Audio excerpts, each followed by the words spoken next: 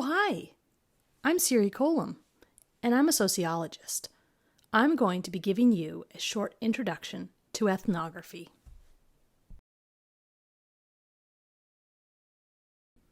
Ethnography comes from the Greek. Ethno means people, and graphy means to describe.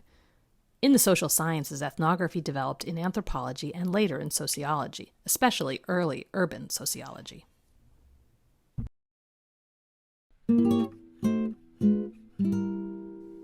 Oh, no, this is not a how-to guide. It's really an introduction.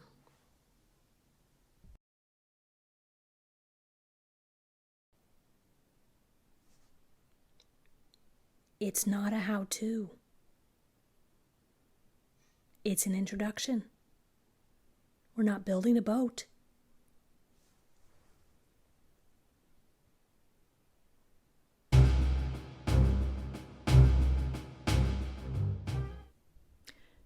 Better than a thriller, ethnography is a way to understand the social world by systematically studying the practices, culture, social institutions, relationships, and processes of people within their communities and wherever they participate in social life.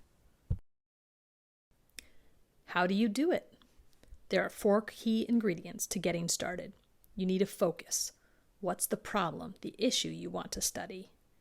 Where are you going to study it? What's your location? And why do you want to study there? How are you going to get access to this group if you don't already have it? It's called entree. And you need a lot of time. Ethnography takes time. You can remember this by the acronym FLAT. What does data look like for an ethnographer? Your data comes from participant observation, interviews, and archival research. And all of these come together in extensive field notes that the researcher takes. What are field notes? Field notes are the location, sometimes a notebook or other times a computer, where the ethnographer records their observations. The best ethnographers are religious about their jottings and reflections, taking notes every day.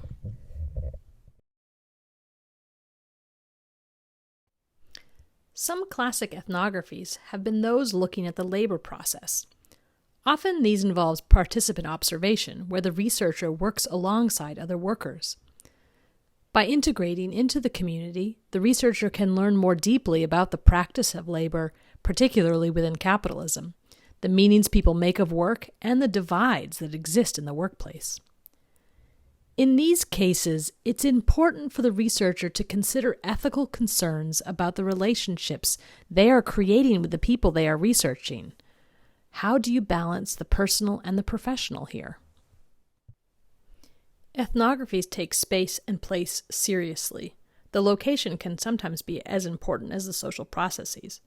What if you were studying a ski town that was facing climate change? You might see divides between tourists and the workers who live year-round. You might also see divides between people around the issue of climate change.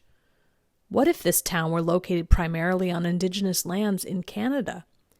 You would need to think reflexively about your own social position in relation to this work.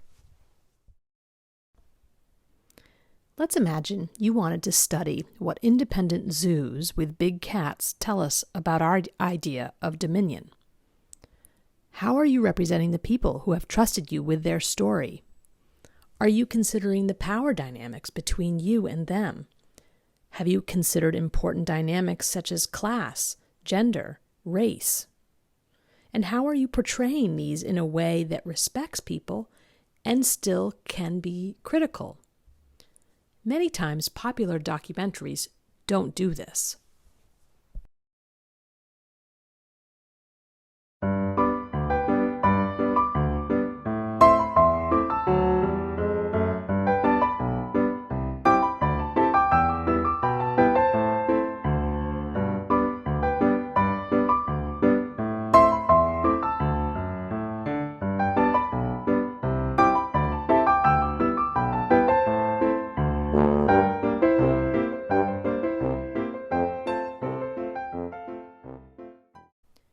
I hope you enjoyed this very brief introduction to ethnography.